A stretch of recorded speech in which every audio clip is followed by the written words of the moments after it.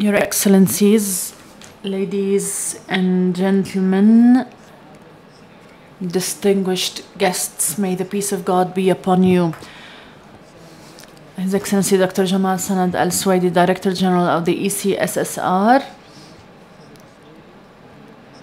would like to welcome you immensely and is proud to have you attend the seminar convened by the Center entitled The Challenges of Globalization. This seminar comes in the framework of a series of seminars hosted by the ECSSR in the fields of economy, media, security, and so on and so forth, on the occasion of the 20th anniversary of the ECSSR.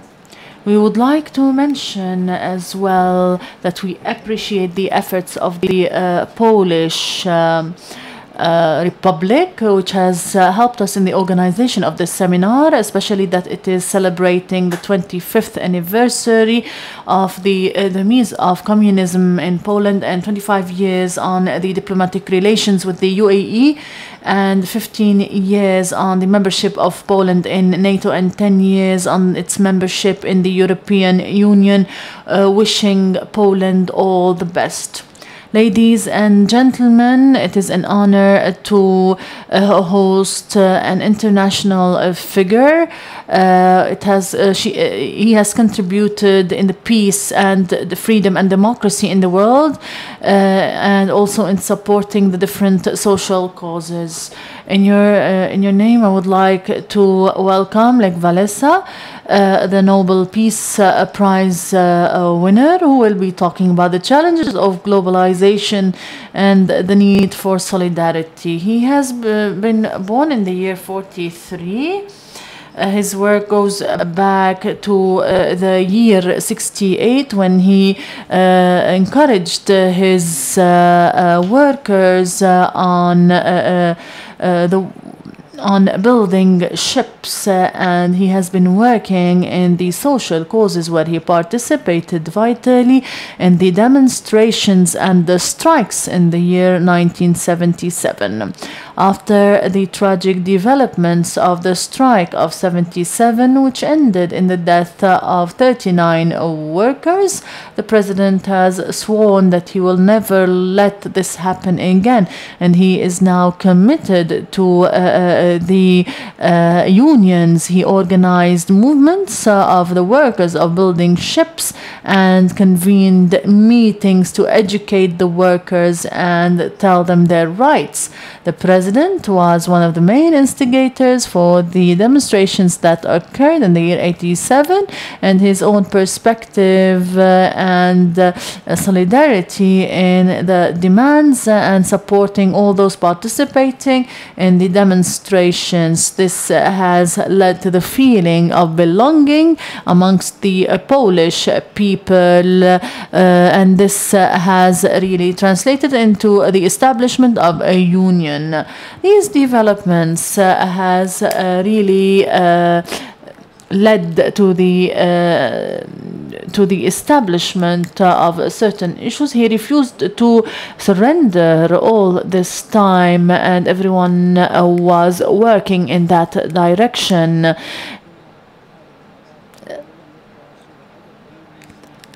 The president has remained a live symbol on propagating his perspectives despite all wrongdoings in the communist Poland. The president did not surrender. He was appreciated inside and outside Poland. He got the Nobel Peace Prize in the year 1983. At the end of the 80s of the 20th century, he participated in the negotiations with the communist authorities this white revolution was a symbol and a role model which everyone talked about to reach an agreement and achieve this political change. He headed the delegation of the democratic opposition for the dialogue, and he reached a solution with the communist system, which was really weak but still dangerous. This was consecrated in the election and the establishment of a non-communist government for the first time. In the year 1990, the president, Lech Walesa, was the first democratically elected president in Poland. He remained also afterwards talking in the name of Poland, and he fought to join or make Poland join the NATO.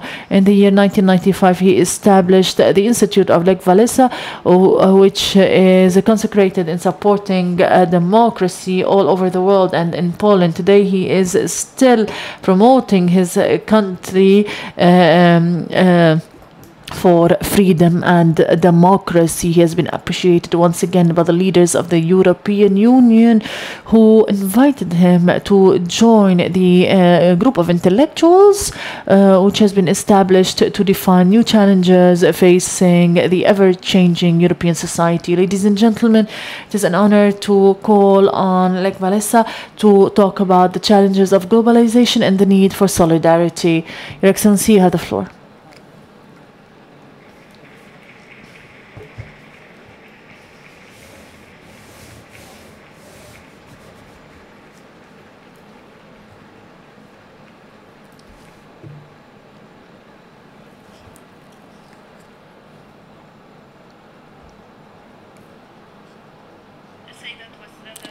Ladies and gentlemen, thank you so much. Thank you for this kind invitation. Thank you for inviting me to come here tonight. There is a number of problems that I would like to talk about in this framework, and I am confused. I have so many things to talk about. I would like to talk about history for a moment, but I am certain that you are not interested at all in the events of yesterday and today. The division of Europe and the world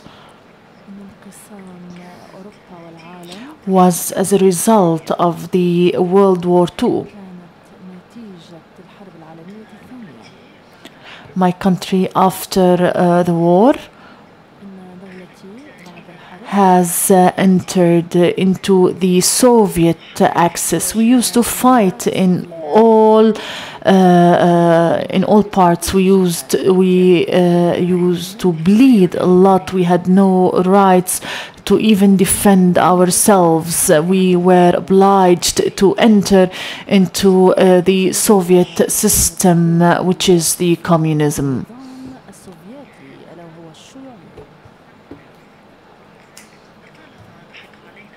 Stalin always laughed at us, and he said,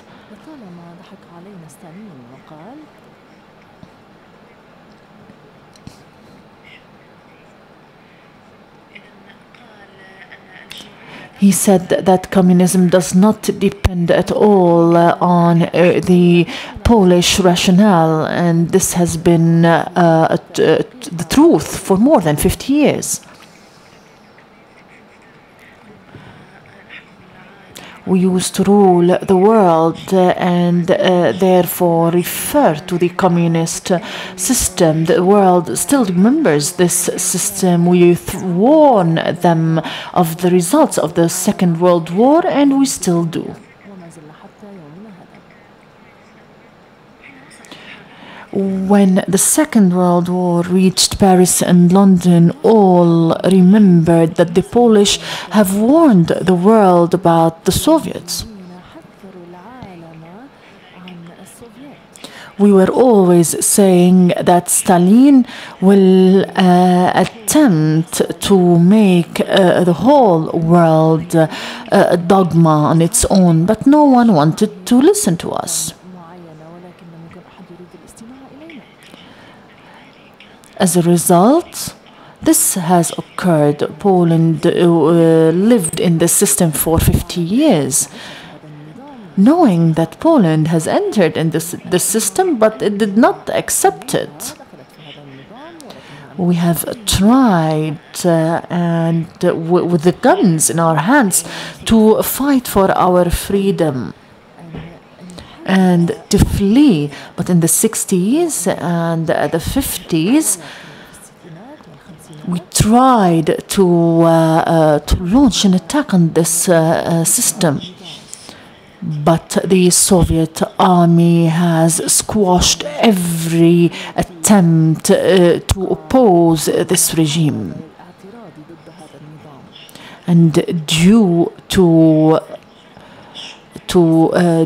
the several attempts of fighting against communism, we succeeded and won against this regime. It wasn't easy at all, definitely.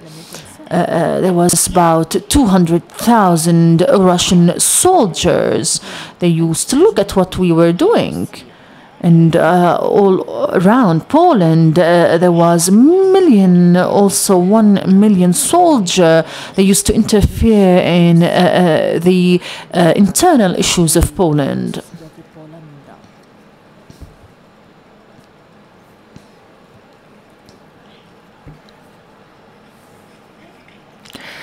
At the time, I used to ask all the people around the world, all the great people around the world. They used to think that Poland can flee from communism. Everyone told me that we cannot really flee from this communist regime. All the people told us that we had no opportunity whatsoever. Why am I telling you this story tonight?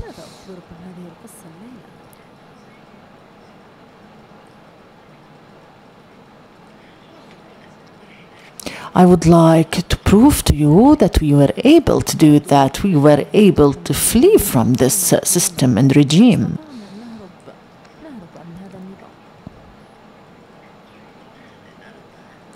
If we wanted to make of all the countries of the European Union as one single country, everyone says it's impossible. I say it is possible. Because now we have the support and the technology, and we are really moving forward, and therefore people are communicating through the internet. Look at Europe. There are lots of countries in Europe. Some of them are very rich.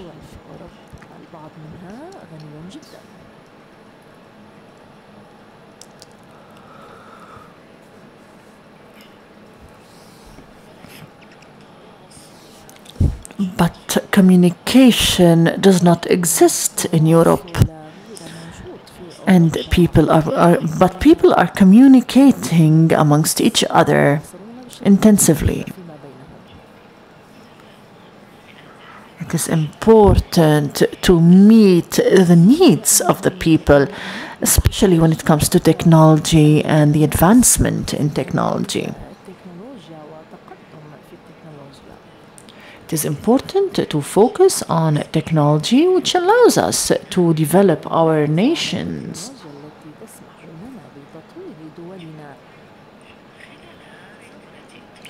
During my revolution, I was obliged to fight with both my arms. And this was the way that we fought back then.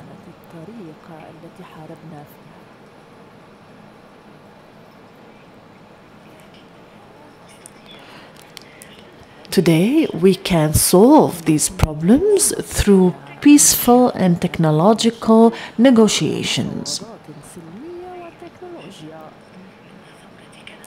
My revolution was completely different. It committed wrong behaviors, definitely, but after we won this revolution, we gave the authority to bureaucrats, to bureaucratic politicians. Today, I would like to mention, especially regarding Ukraine, kindly don't commit the same mistake.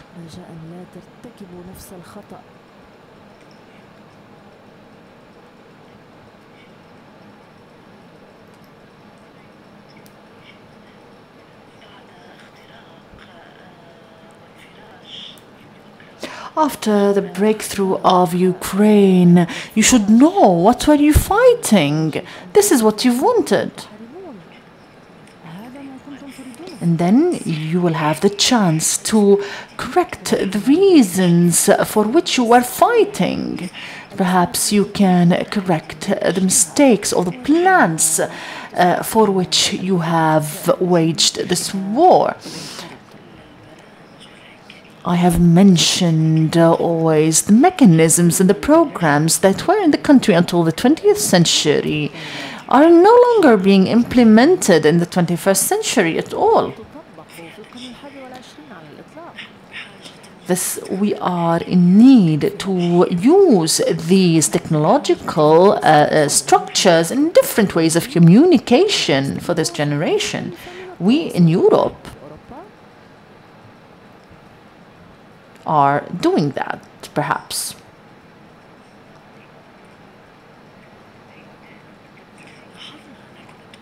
We noticed that all countries in Europe have different religions, different values, different taxes, different roles to play, and different regulations and laws.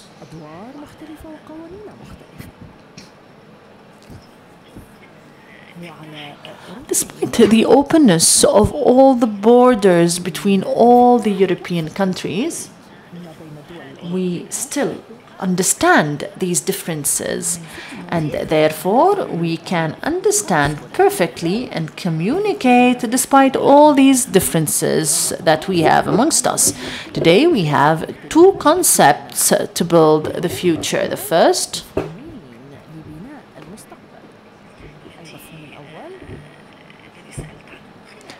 I've asked about this concept through my different meetings with the related parties. We should build the future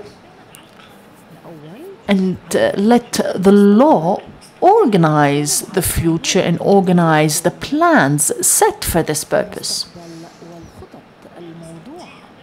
We cannot build all these issues in a random manner. There will be opposition, definitely. My advice to you, we should use the second concept, which is to build the nation and the European Union based on values. We start with Europe and move to the international stage. We should build the communication, international, worldwide communication on values, not only on laws, legislative laws. If we succeed,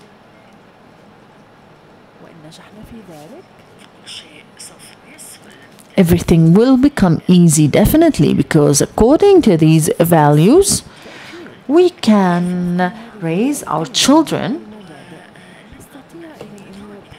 and enjoy our judicial system. These values should emanate from within us. Other problems can be solved as well in this way. All of them are built on values which are agreed upon These values are not communist, definitely. And it is not also fundamentalist capitalists. There are lots of protests in Europe against the strong capitalist system. People do not want to be mistreated, and therefore they don't want to allow unemployment to that extent. I've always participated and followed all what's going on in Europe, the events. My first reaction, I fear, what I see today is that people are fighting against capitalism. When I look closely on these protests, it is not as bad as it looks at all.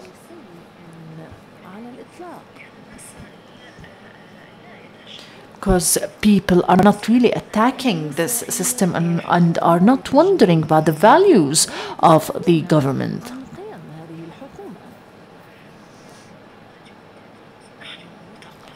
We are well educated, and therefore we should understand fully what's going on. This is our work. If the politicians and the governments not find a solution for the problem of unemployment, we are in need to give the people responsible for that to produce jobs, and we should allow the government to help these people to produce jobs for them. It is important to employ skilled people and qualified people.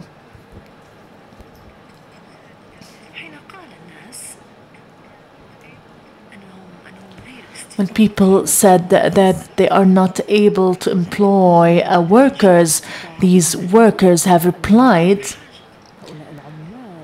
that they are in need of a job. They are in need to work and benefit. All countries in Europe used to follow these hopes. Every country wanted the best for its people.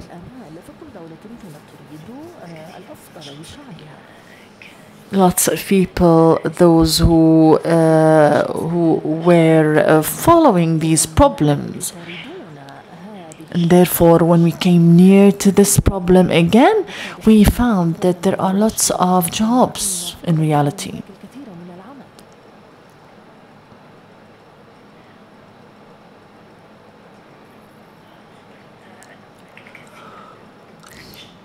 I've been told there are lots of beautiful cities, lots of workers working, and congestion, traffic.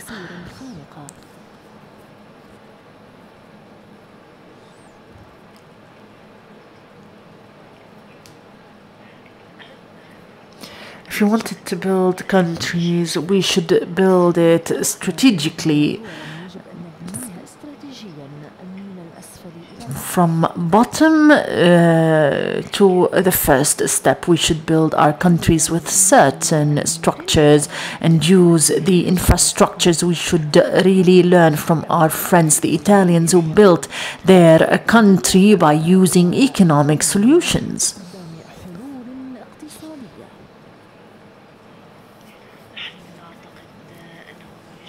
We think that we should really provide good value for our work to promote jobs and employment in our countries.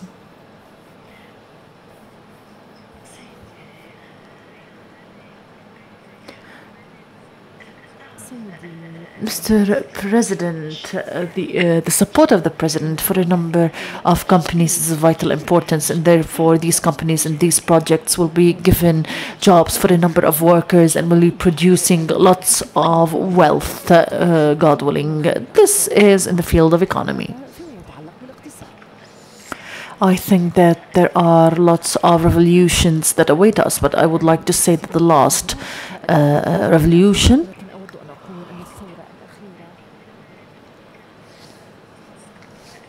will be perhaps the internet, the communication, and the mobile phones. I think that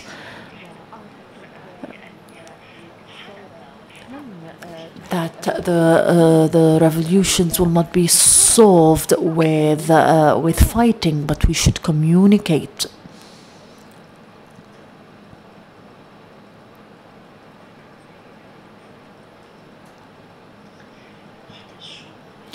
The demonstrators are skeptical of democracy. Democracy is constituted via three different factors. Democracy gives us the right to choose our king or our president. And this constitutes 33% or 30% of the democracy, which allows this behavior. As for the second 30%, the people who use these privileges when they come to the elections and they elect and choose their leaders. As for the remaining 30% and from the democratic system,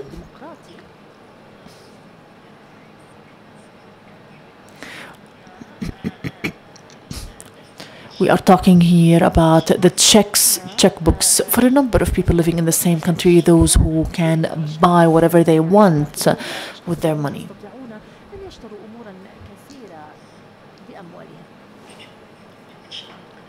If they feel that there is no chance whatsoever, and therefore they hope that one of them would lose their job to get the job instead, and they focus on much more important things instead of the marginal things. Today we have technology.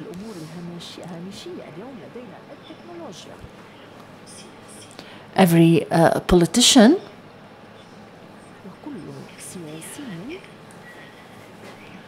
can work according to his or her own values and principles. It is easy to gather all the information made available about every politician, no matter who he is or she is.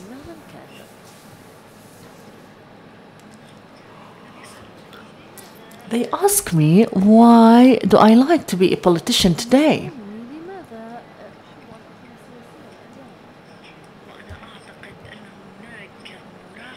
I think that there is a strong control over what the politician can say or do. If we use the technology, we can use these privileges for better communication. Definitely our generation has an opportunity for big, huge change, which can be modified to really go hand in hand with the modern societies. And I think I believe in that deeply, because we won over communism in this manner, in this spirituality. I think that if we fight and build our country according to these values,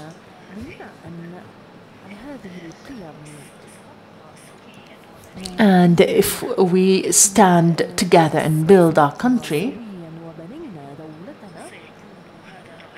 this will be great. I would like to use a sample or a model of solidarity to bring about solutions for Ukraine and Russia. And I think that it is possible to do that. My revolution has proven that, definitely. And therefore we can create a beautiful world, but we are in need of strong will and important values, and then we will have a very important country. And therefore I would like to end my dialogue.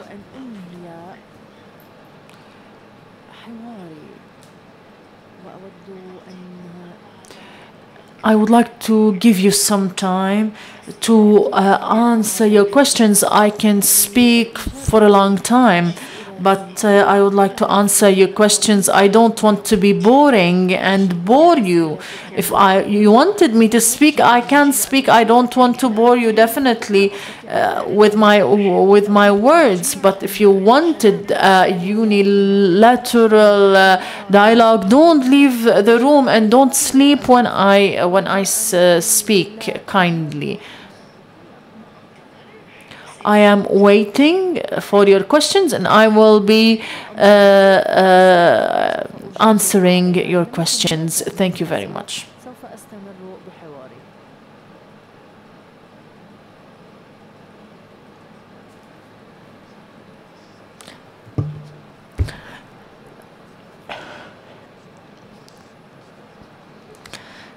Thank you for this interesting lecture. Let us talk about, he spoken about a number of causes, a number of ideas, and I think that we have lots of questions. Most of the participants would like to ask you. We will start with the questions, and we kindly introduce yourselves and be brief with your questions so that we give the opportunity for everyone.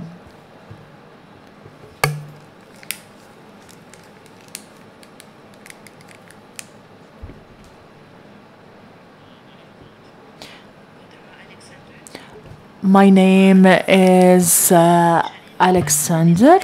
I work in a Russian newspaper. Thank you very much, Mr. President, for this great seminar. It is an honor to see you here amongst us. You have spoken in your seminar today about the model of solidarity which can be used in Ukraine to solve the Ukrainian problem. According to what I understood, the main characteristics for the success of solidarity in Poland used to be based on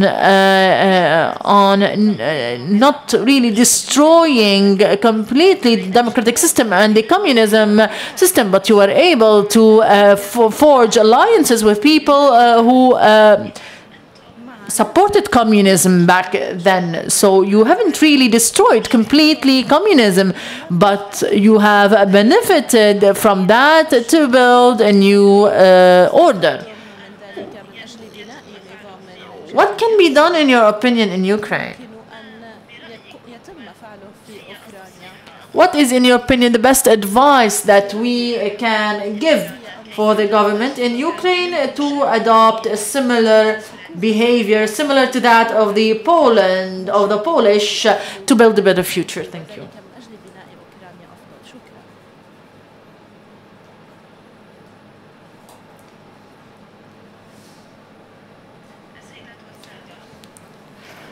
Ladies and gentlemen, solidarity is a simple philosophy.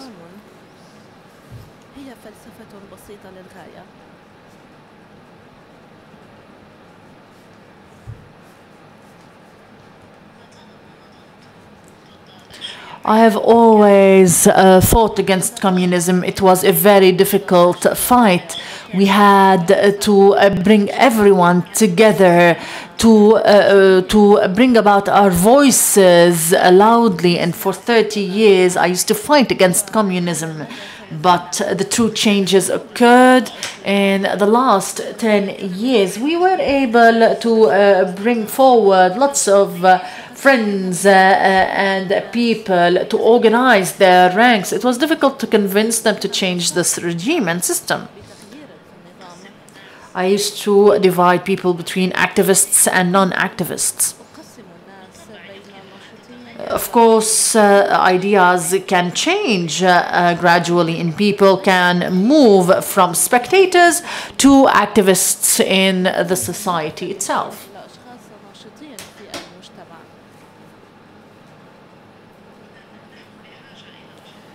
We are in need of people who enjoy vitality, who are active. In fact, we don't have much of these people in different countries, perhaps 10% or 15% of the number of the population. As for the others, they are not active at all. And therefore I wanted to protect every active person in my country after 30 years of fighting.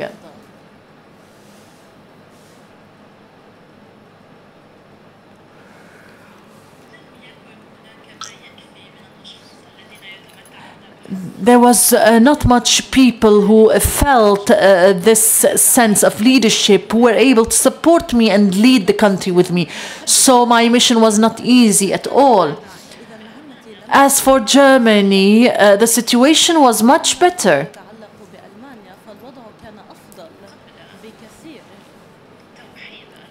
Before the unification of Germany, but for me, the situation was much more difficult. Now, as to what is going on in Ukraine, I can say truly that the situation does not resemble at all the situation where I was a young man. I feel at the moment that the situation in Ukraine is easier, much easier, but there is no way to do so many things. The Ukrainians should start to work hand in hand. And therefore, this solidarity can really work on joining forces and calming down the situation. Most importantly is the solidarity amongst people. At the moment, the world and the United States of America and the European Union are standing by the side of Ukraine, but there should be solidarity amongst the people of the same country.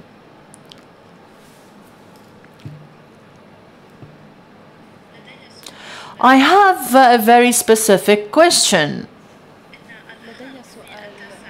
The war was with Russia and not the Ukrainians, and Gorbachev joined, Khrushchev joined the Qrim or Crimea. Don't you think that the Russians today have strong alibis to put Crimea to Russia, knowing that most of the population of Crimea are Russians?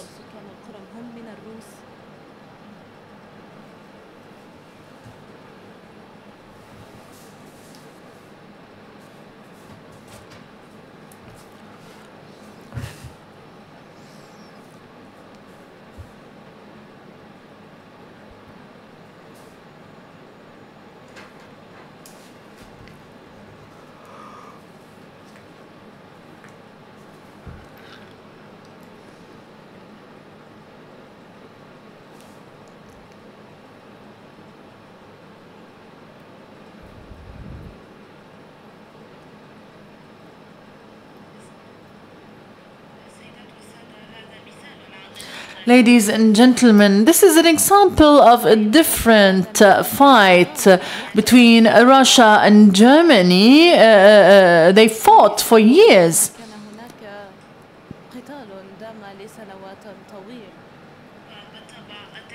And of course, technology led to lots of changes in our world.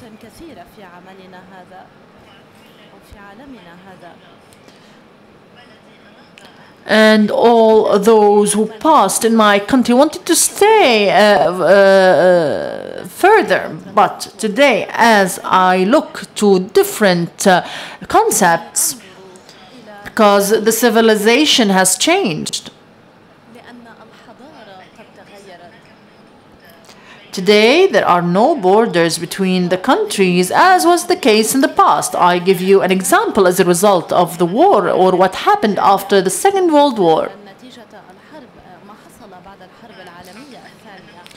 I think that at the moment, there are no borders between Poland and Germany. There are no soldiers also. In the past, the situation was different.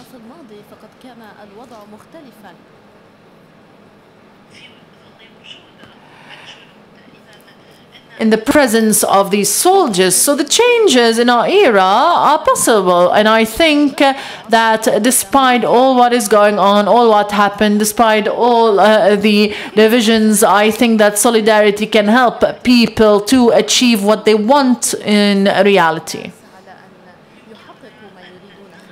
We can see the pathway or the journey that Poland took. It was peaceful. It wasn't against the law. We were unified. And when the people is unified, he can succeed and achieve whatever he wants. And this applies to everyone, to all countries. And therefore, I think that we should understand the mentality of the people in Asia and Russia.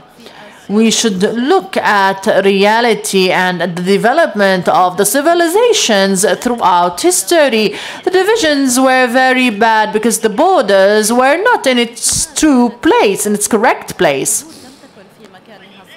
And therefore, we should not really look at the past wars, but think of the future, because we should benefit from the development that we have achieved today. People are like liquids. If there are different levels of development and advancement, there will be a scene which is similar to the Niagara Falls, and therefore there should be an equal level of development and advancement in the different countries. Of course, it is very hard to achieve that.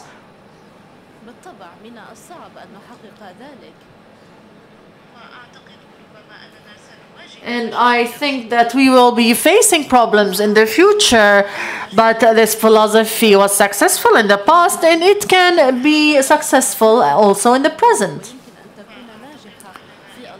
And I think that if we depend on this technological advancement, we can achieve a great advancement. We have the internet today. In addition to the technological advanced tools, everything is worldwide now, and the globalization is imposing new challenges at the moment.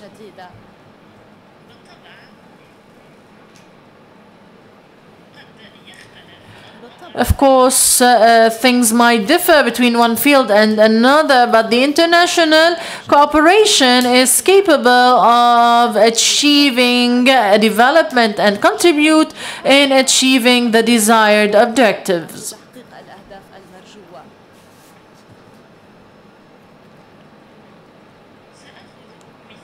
I will take Cuba as an example. Had Cuba been open to the world, we would have the opportunity to go to Cuba. Now, Cuba is very closed, very isolated, and therefore it is not open to mankind. Our generation today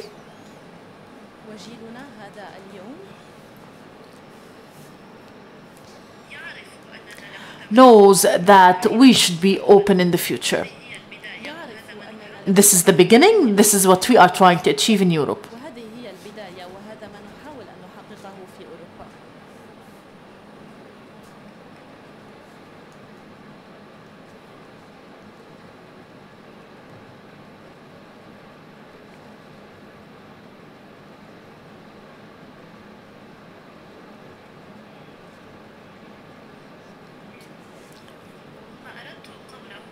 What I wanted to say is that we should not be using the examples of the 19th century, but we should find new examples. We used to talk about the demise of communism. Can you please stand up? I want to see you. Kindly stand up. Thank you. Perhaps you have really felt bored of me. That's why I wanted to remain seated. If we look at China today, perhaps we can see that communism did not collapse. So what collapsed was the system back then. And the big problem that Gorbachev committed was thinking that he can really reform this system and this regime. And if we used to remember that communism has a humanistic facet, do you think that this is correct? Do you think that capitalism can correct itself by itself? Or can it reform itself by itself? Ladies and gentlemen, allow me to reform the sentence. Half of the world used to live in the shadows of the communism party. They give them as an example of the success of communism. The second example is the capitalism, and I think that there are few countries that are capable of moving forward in the framework of communism. And capitalism is much better than communism, despite both are very bad. Capitalism, in my opinion, has led to a number of protests in a number of countries, and we can see that on TV every day. I think, therefore, that capitalism should stay, because capitalists should understand at the same time they are responsible for providing job opportunities for people. We should provide job opportunities for the people. Unless jobs are made available, capitalism will not succeed in the future. Therefore, I think that there is no alternative better than capitalism. We should change so many things. But at the same time, we should not really destroy a certain system or regime, because what happened in the past, a system was destroyed without finding another effective system or regime. And therefore, we should think of the future. We should plan wisely through the researches, through the studies, and therefore we can find better alternatives in the future. My revolution was the revolution of the people, and for Gorbachev, I can say that he is my friend. Of course, he wanted to save communism, and he thought that he can do that. We meet from time to time in the conferences, and I ask him the same question. Have you betrayed communism? He tells me, no, I haven't. He tells me that communism can wear a humanistic face. These questions he doesn't like, because there are no suitable answers for these questions. This man, I like this man, but his convictions are different than mine. He thinks that communism can have a humanistic facet, but people are different, definitely. There are a number of gaps in the communistic system, and this what led to its collapse. We, the Polish, know that we should destroy communism because it wasn't a successful system for us, because it has constituted a grave failure during the past few years. When I speak of failure,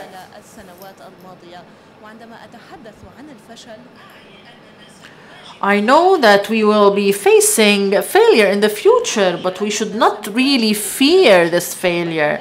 Gorbachev, of course, has been awarded a peace award, despite that he was able to bring about and relay his idea and contribute to peace.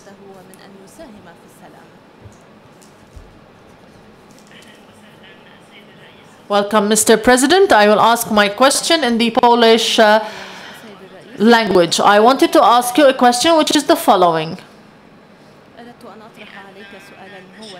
We are witnessing lots of quarrels. Politicians are taking their seats and withdrawing themselves, but quarrels are there. When we look at technology and internet, and advanced medical research, nuclear energy, IT, everything is developing, everything is changing the world so quickly.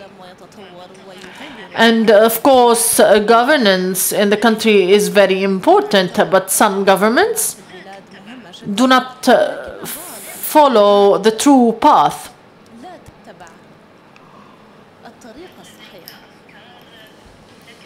Do you have ideas to tell us when it comes to effective use of technology by the government?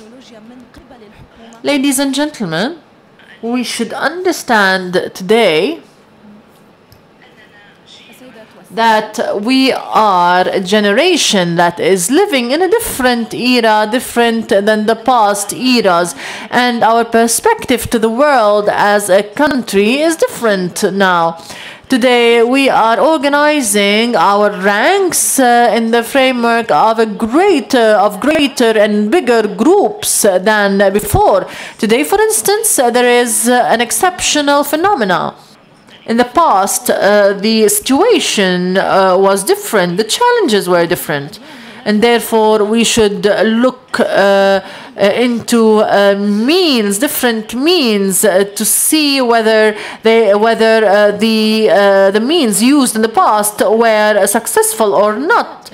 We can talk for hours about this, but most importantly is to understand the behaviors that used to be implemented in the past, and the active groups that were able to change the world quickly, but this is not easy at all.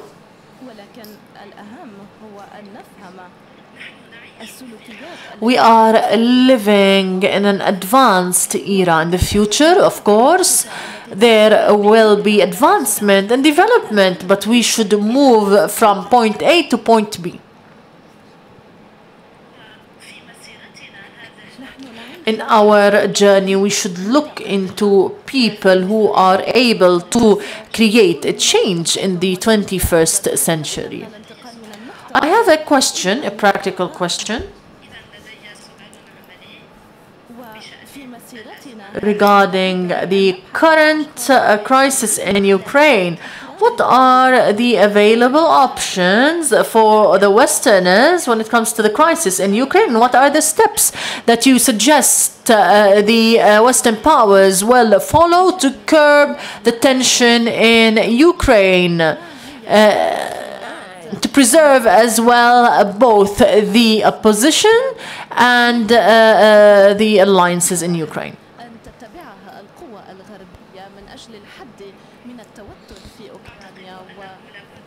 I think that we should start with the independence of Ukraine, acknowledged by all countries, the countries of the European Union and the United States of America. This is the beginning. A dialogue should be launched in Ukraine based on the respect of the law.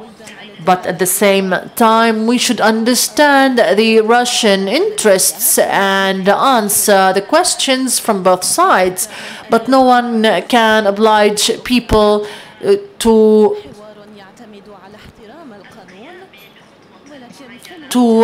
carry out a certain or specific step. And therefore, we should look at the future and to increase the levels of development and to respect human rights by all parties. And therefore, we should follow the European methodology and remove all borders from the countries. We should support the Ukrainian people. There are confirmations that said that Ukraine will not be divided, and solidarity is the main assurance for Ukraine. There should be a dialogue between Ukraine and Russia.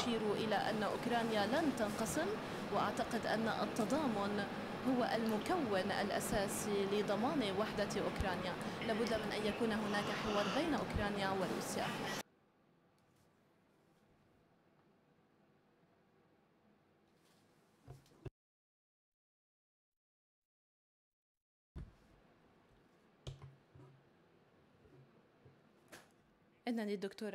My name is Dr. Muhiba. I work in the European Parliament. I would like to welcome you and congratulate you for your Nobel Prize. It is an honor to be able to meet you here in the UAE.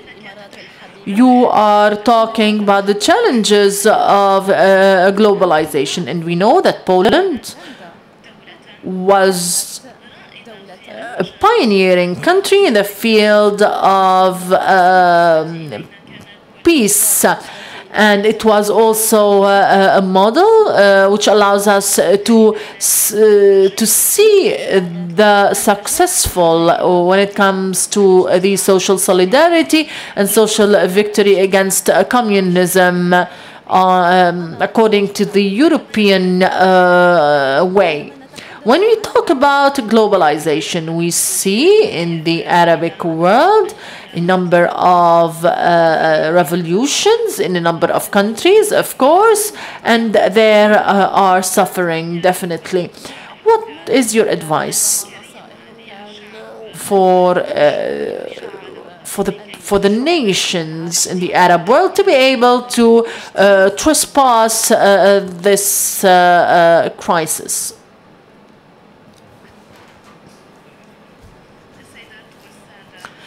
Ladies and gentlemen, the crisis has been solved here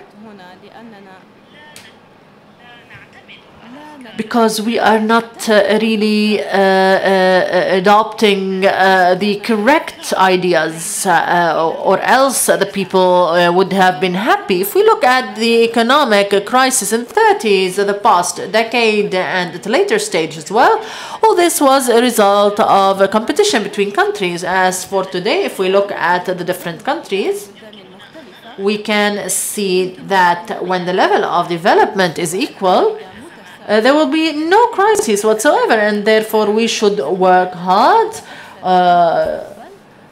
for the future.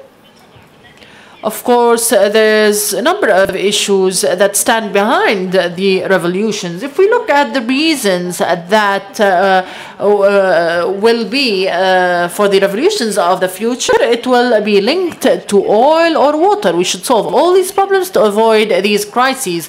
We should understand today that the world entirely is ours and no one should hurt anyone.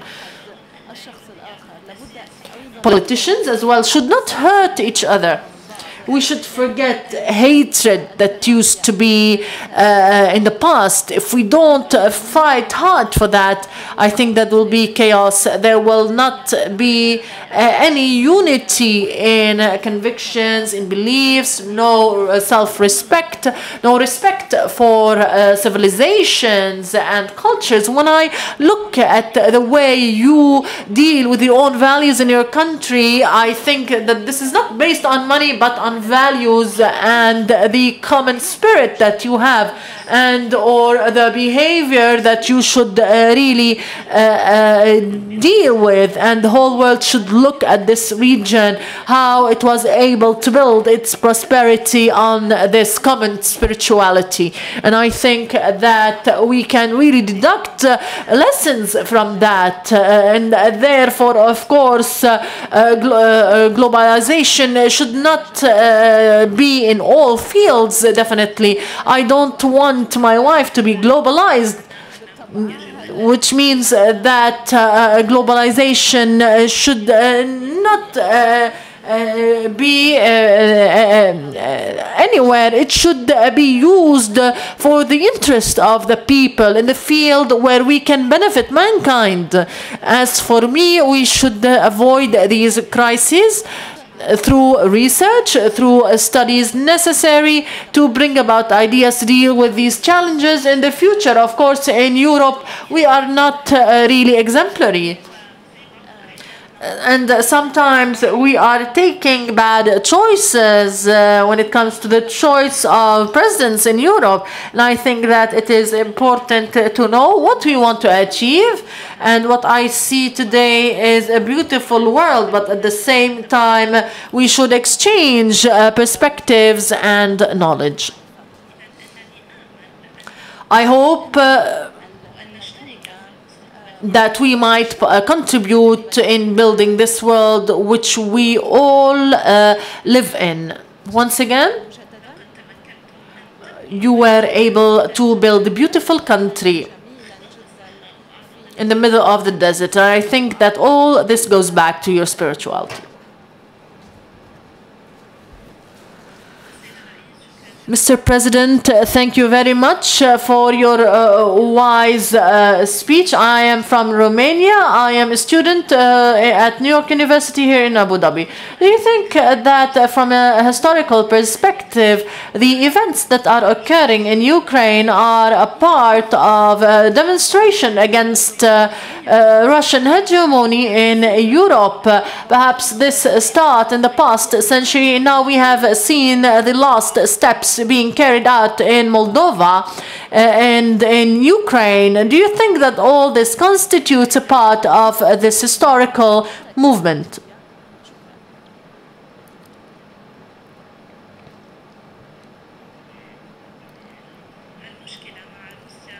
The problem with Russia is that it was the Soviet Union in the past, and therefore it was a superpower.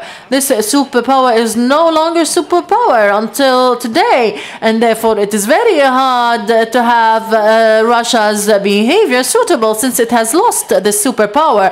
It hasn't been democratic in the past, even in the emperor era, and I think that there are no laws, no democratic laws and rules for us and for Europe. Here lies the challenge. How can we carry out a dialogue with Russia to reach a peaceful and constructive cooperation? Because these revolutions and these changes that we are witnessing at the moment cannot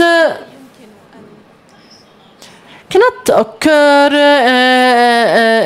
within violence and the use of tanks. If we look at Ukraine, it is not easy to say that they are fighting as we fought in the past, because this superpower no longer exists today. It's a different game completely. There should be dialogue with Russia and with President Putin so that Russia understands the aspect of the changes in the world. Through this solidarity, we can change the whole situation in a peaceful manner.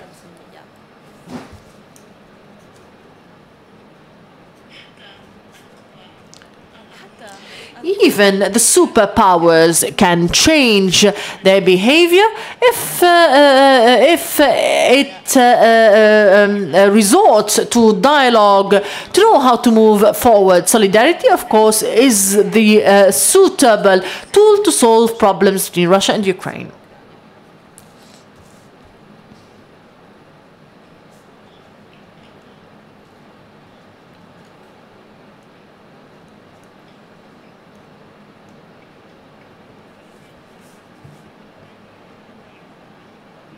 I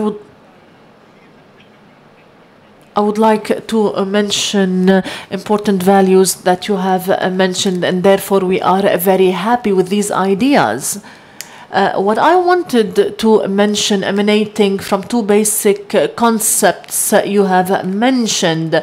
The first one, which says that globalization depends on the law and the importance of laws and rules in organizing the social behavior and economic behavior. The second point, it is also important. It is the values in defining the characteristics of globalization and the criteria of globalization. My question is the following. It is true that we are starting with the system from bottom to the forefront. This is of vital importance because this ascertains the importance of the individual and the human being and the society in building a political system and social and economic system. Globalization has a number of facets. My question is the following. If we put this system without the presence of organizing rules and laws, whether internal or international law, we know that the international law should impose on the superpowers with certain criteria to deal with other countries. We see that the United States is the main pole. We have a very important book for Dr. Jamal Sanad al-Suwaidi, which is entitled The Horizons of the USA. Do you think that the USA is committed to international standards? Do you think that it's doing its responsibility at the moment I'm talking? If we compare Obama to Bush, what is your opinion? I would like to hear your opinion when it comes to the American role in globalization, because the USA is the biggest country. Whether the globalization is walking through a certain path, of course, the US effect on that is important. I would like to your opinion in that and what it represents in this framework. Thank you.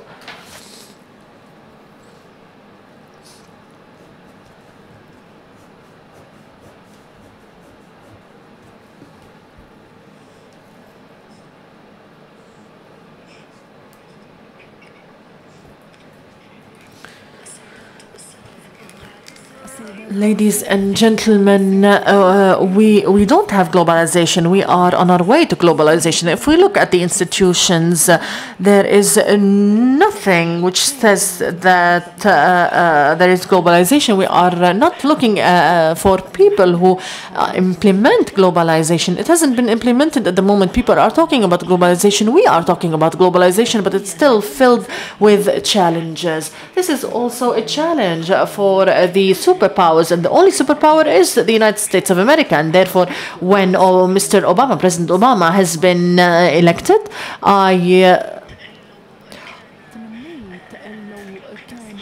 hoped he'll be a reformer. Even I called him a reformist. Whether in the USA, in the UN, or in the NATO, he did not do that. So the superpower did not play this reformist role. And the USA is a superpower, and it's still in the military framework because they have the technology. They were a superpower in economy. They are weakening now, but there is no ethical superpower. There is no ethical leader in this framework, and therefore, if we look at the wars, the different wars committed by the USA, this was the last hope. We used to depend on the USA. If there was a war, we have lost this hope. And now if there is a big crisis, and I hope that this war between Ukraine and Russia will not be big, and therefore I think that the USA should be more dynamic, and therefore it should work actively. Due to our discussion at the moment, we know that it should work actively. Globalization hasn't been defined until now. For instance, the activists against globalization, they meet and they use their mobile phones. And this is one of the signs of globalization. If they were against globalization, against technology, they should use, for instance, birds to carry messages or other things and not mobile phones. And therefore, they should understand technology, and that technology occurs in all fields such as internet and mobile phones and through technology.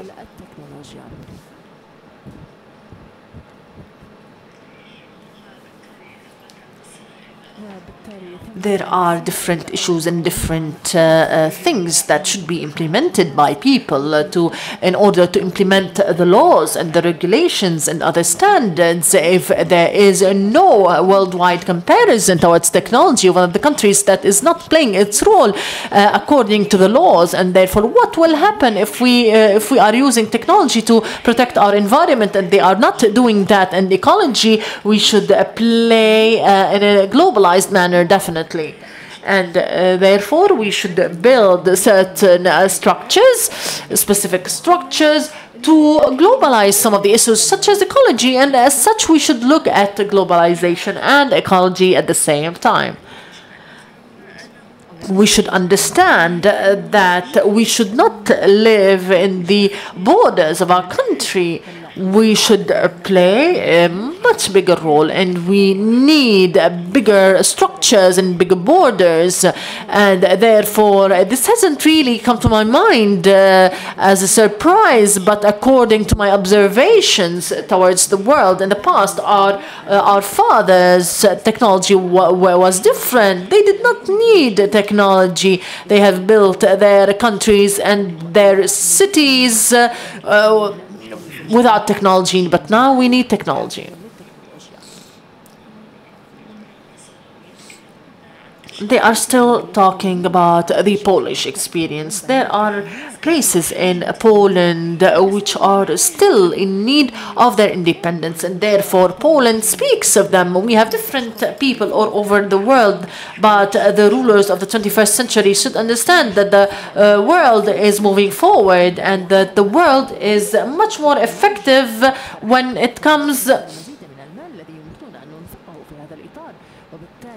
There are lots of money that we can really spend in this framework, and we are in need of politicians who understand that.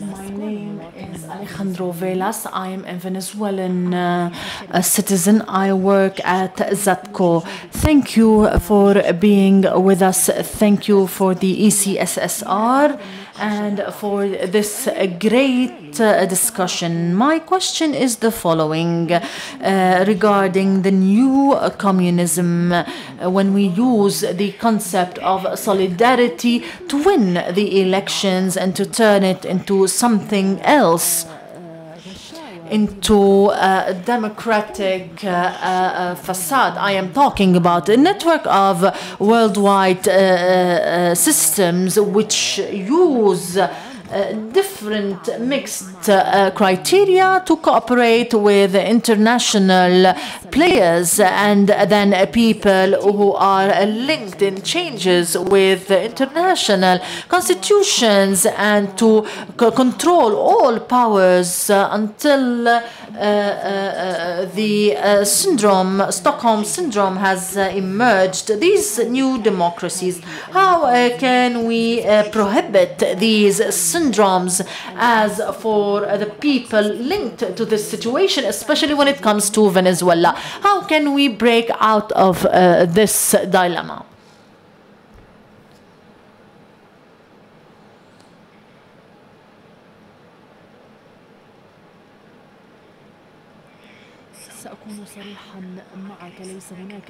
I will be honest with you, there is no clear answer at all, because the only advice is participation.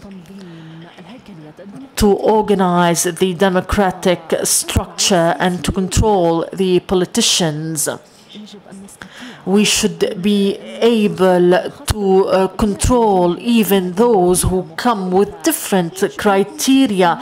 They shouldn't be politicians if they wanted to be committed. They should be transparent. They should live a transparent life and hold transparent ideas. If they want to be honest, they shouldn't be politicians at the same time.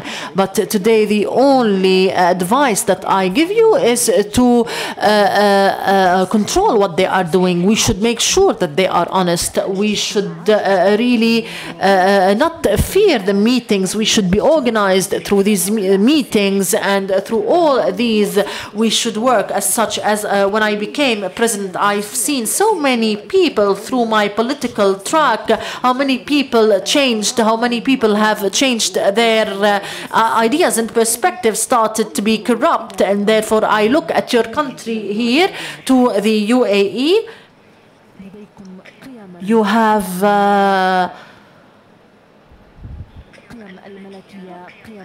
the monarchy values, societal values. In Europe, we have lots of freedoms, and due to these freedoms, we are losing our path sometimes.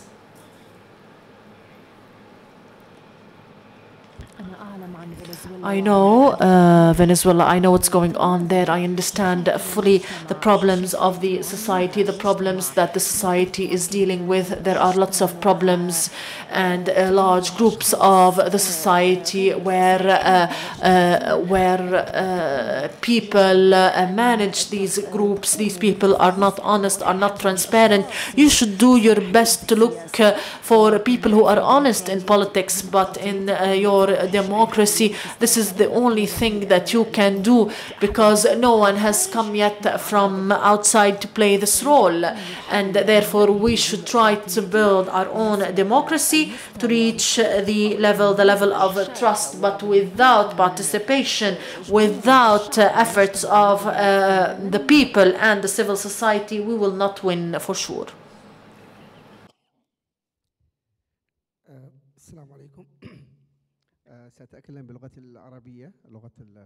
I will speak in the Arabic language, my mother tongue.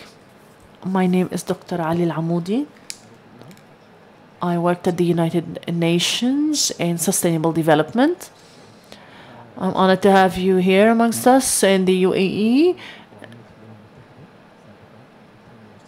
the country of love and peace. I want to say, emanating from the Nobel Peace Prize, the Nobel Peace Prize have been given to those who had a print, white print for all, on all mankind. You are one of those who played a role in this framework. The next war, it will not be political, it will be in the framework of the environment, whether war on water, on nuclear energy, and so on and so forth. In your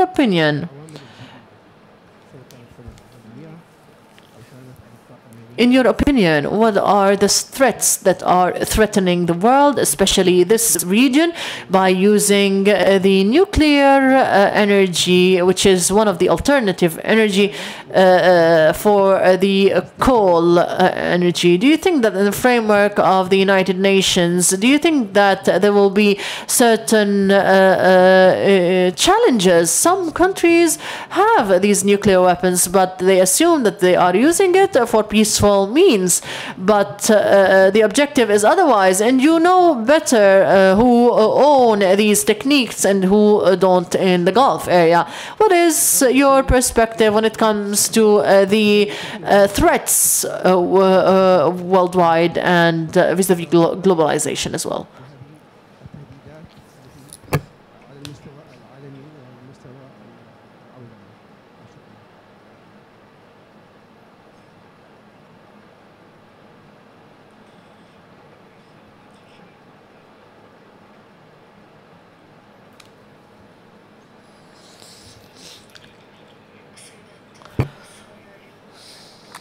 Ladies and gentlemen, the nuclear energy is one of the issues that haven't been organized completely, because a number of decision taking process lie within the countries itself. Today, of course, we should understand the common responsibilities.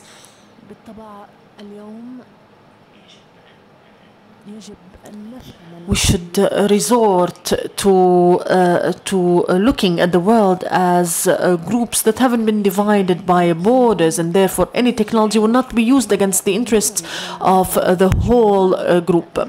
And therefore, in Europe, for instance, we are building the nations of Europe. We are trying to build one country for whole Europe. Let's say that it's a federal country, similar to the U.S. For instance, the USA is ready to work with China, and China does not take Europe seriously. So we should really gather all these powers of Europe and the USA and talk about globalization with China, for instance.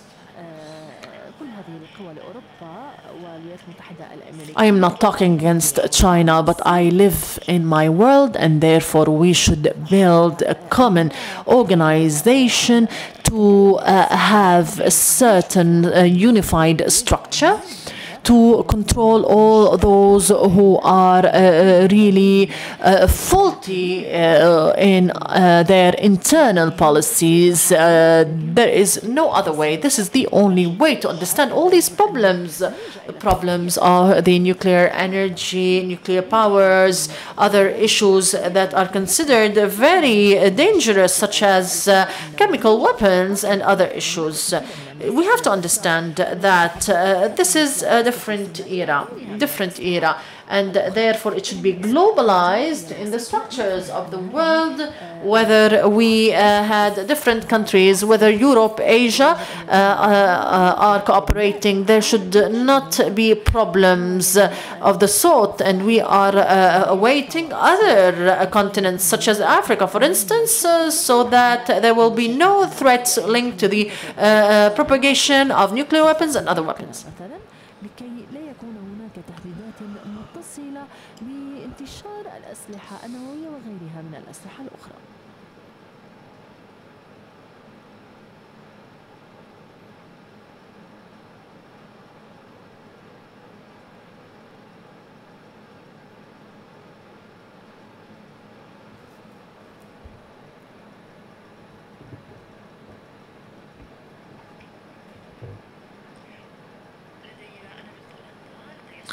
I am from Poland. I have a question, a general question.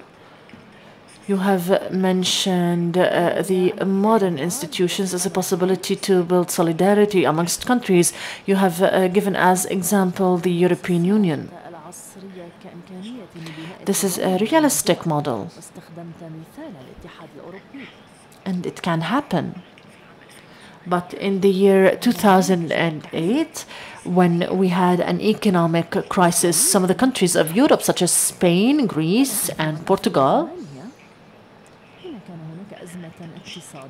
started being skeptical of this because each country is taking care of its own interest and not in the interest of Europe as a whole. And therefore, do we have this vision, the vision of solidarity? Because the word solidarity, is it a reality or a dream? And when will it be reality, if it is, and when will it be implemented fully?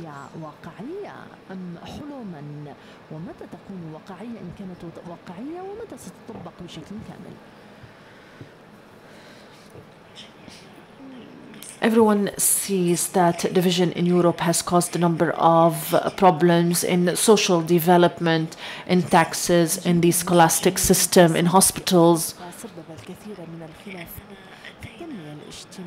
because we all came from different countries, different realities, and we have tried to work accordingly in the framework of development. But this did not occur between night and day.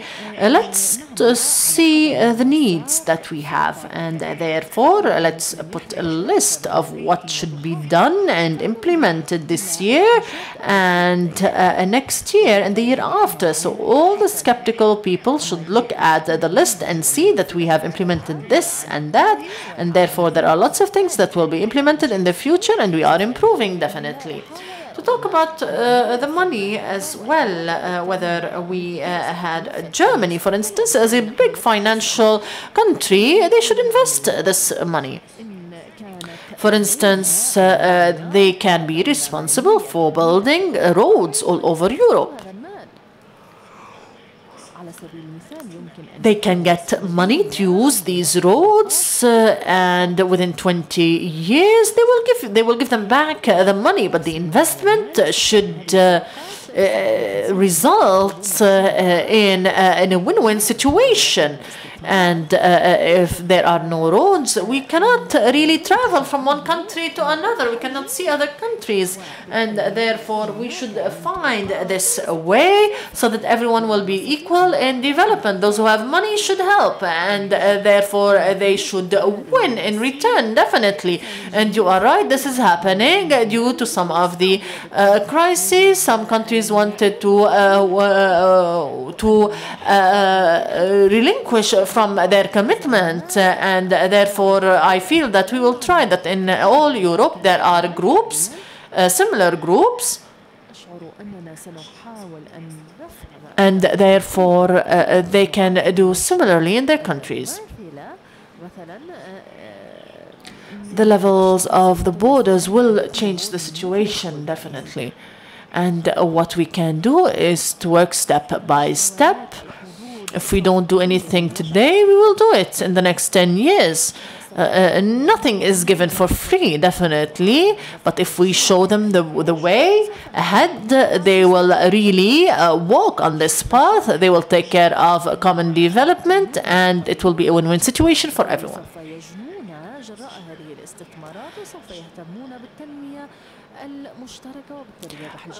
When the former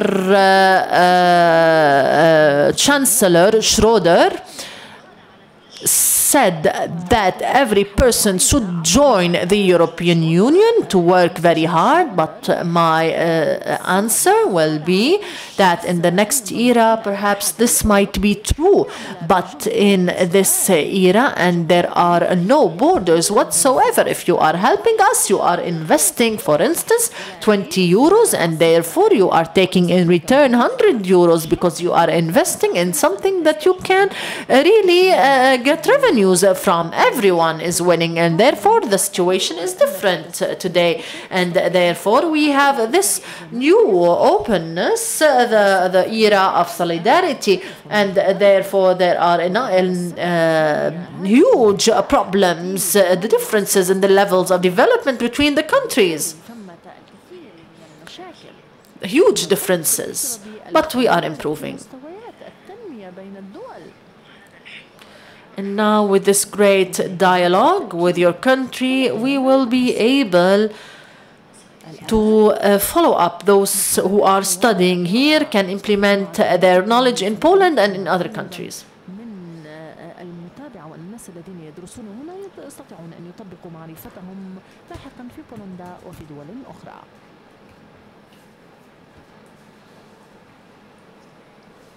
I am a Palestinian Muslim Arab. When I say this, I am not really a fundamentalist, but I would like to say something very important. There was a communist theory and a capitalist theory. As a mankind, as a human being, Palestinian human being, both theories are two faces for the same currency. We have tried that in Palestine, and no solution has been implemented. When the Westerners stood by you in Poland, not because they love freedom, but on purpose against against Russia. This is not happening because they love freedom, and I think that Your Excellency, a third theory. When I speak of this, some might be sarcastic of me because I am a Muslim, and when I speak of Islam at the moment, some might think that I am really talking about Islam as an economic theory. Do you know them? I am teaching the subject of economic Islam. I found out that there are theories, economic Islamic theories, that solve a number of problems, but it wants people to implement it. Why do we look for a superpower to give us a third power to help us, even other Islamic weak Islamic Islamic countries. Why don't you get an idea about Islam and notice that there are great ideas, valuable ideas that can solve all the issues of the world? But because we are weak and we cannot impose our perspective and theories, just get a look at these theories. You find that the rulers found in Europe have get a look at these theories, try to implement it. We have implemented it in some of our transactions. We found that they are very successful. I hope, and you are in an Islamic and Arabic country, to get to know Islam and the Islamic ideas. I'm not telling you dogma. I'm not telling you to become a Muslim, but just take a look at the theories that help in finding solutions to some of the problems. Maybe you will find a third theory that will help in solving some of the problems of the world.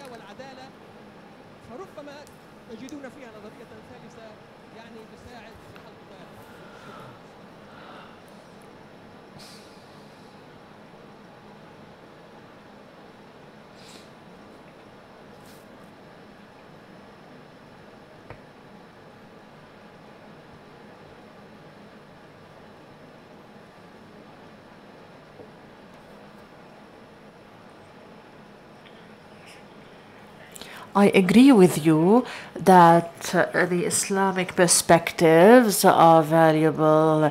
Had I had a different idea, I wouldn't be here today to listen to what you are saying. And no doubt that the Islamic theories and suggestions are valuable. And I think truly that you are right. And some of the things that you said are right. If we gather or put together all the values together, we can succeed for sure.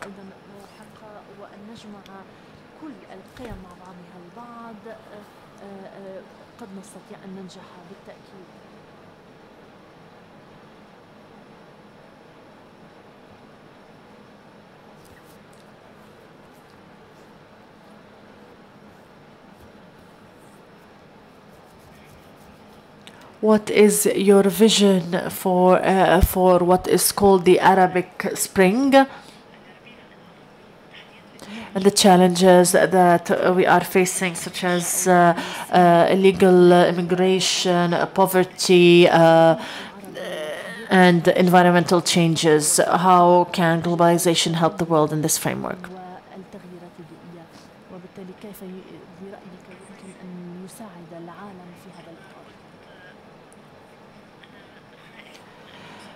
As I said, I fear that there will be lots of revolutions all over the world. There are lots of revolutions going on, and therefore the elite should start thinking and finding a solution for these problems. And therefore they can really stop these revolutions, because they destroy more than they build. The Polish Revolution has cost a lot. Poland has lost 70% of its economy. We have lost our work in Russia, the big companies with Russia, and therefore the revolution really cost us 70% of our economy due to the revolution. We were able to be better, but today in this country and in other countries, we were able to recover. They should start saying that we are now trying to educate these people. They have no work whatsoever. This cannot last. We should think of solutions to find job opportunities for these people. These solutions should be rich with dialogue and discussions, because if people, for instance, in Ukraine, They are not speaking to the president. They should speak to the president. There should be communication. This is important. If some of them got elected through democratic elections, this person should be talked to, should be communicated with. You should do that in a suitable manner, but communication should be done. يجب أن تفعلوا ذلك بطريقة مناسبة ولكن يجب أن يتم هناك من تواصل. There is a kind of stability in this country, but perhaps in the neighboring countries there might not be stability. Countries should be cooperative, should discuss these values and standards, and I think that you can trespass all your problems through communication. You should not wait until things turn into revolutions. We should find solutions to these problems through discussion. Today's world is filled with IT technology and mobile phones. It is very easy to destroy everything around us and in a very quick manner, and therefore we should really use communication through technology to avoid destruction and revolutions, and I will try to promote communication.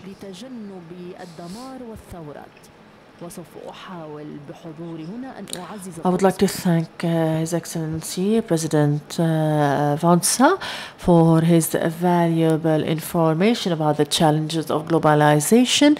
I would like to thank you all for your participation in the discussions of this seminar. I hope that I can see you in the next seminar about journalism delivered by the journalist Jihad Al-Khazan at 7:30 next Wednesday.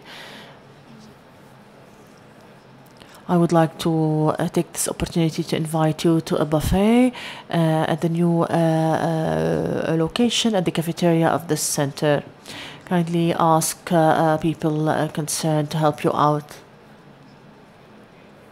I wish you all a good evening. May the peace of God be upon you.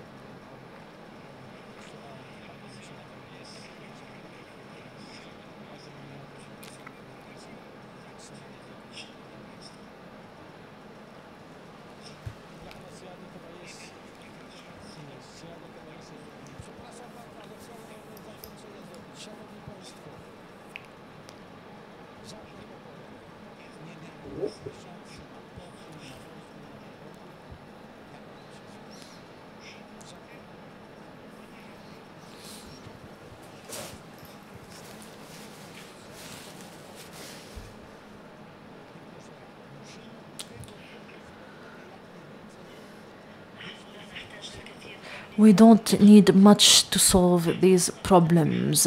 We only need to communicate, and we can do a lot to improve the world, to be a better place, a safer place, a more audacious, more stable, and therefore it is important not to disregard voices which say that it is important to take into consideration all the voices, all those who are speaking. Today in our world, everyone can contribute and many are depending on us, but there are other people as well who are really going to hell. And therefore I would like to mention and advise you to be activists. After 10 years from now, you should be activists.